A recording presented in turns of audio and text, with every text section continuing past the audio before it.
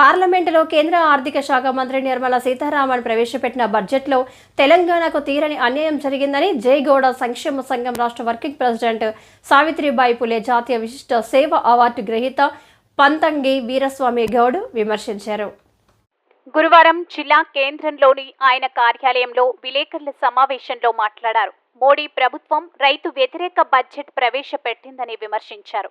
వ్యవసాయ అనుబంధ రంగాలకు నిధులు కేటాయింపు సరిగా లేదని అన్నారు.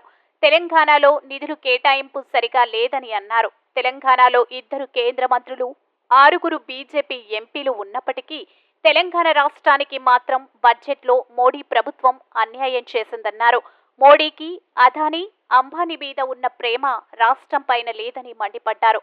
నిరుద్యోగులకు బడ్జెట్లో అన్యాయం జరిగిందన్నారు. నిధులు సరిగా కేటాయించకపోవడం చాలా పదం. 1 సంవత్సరం పాటు ఢిల్లీలో నల్ల చట్టాలను రద్దు చేయాలని రైతులు ఎంతో దీక్ష చేశారు.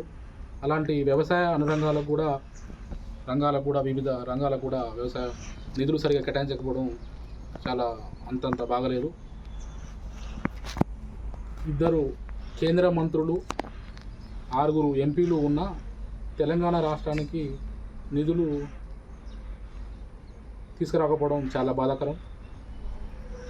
మన ప్రధానమంత్రి గారు అదానీ, అంబానీ మీద ఉన్నటువంటి ప్రేమ ఈ తెలంగాణ రాష్ట్రం మీద లేకపోవడం చాలా విచారం వ్యక్తం చేస్తున్నాం. చాలా తెలంగాణ రాష్ట్రానికి బడ్జెట్లో తీరని అన్యాయం జరిగింది. రైతులకు కూడా చాలా బడ్జెట్లో రైతు వ్యతిరేక బడ్జెట్గా ఉన్నది.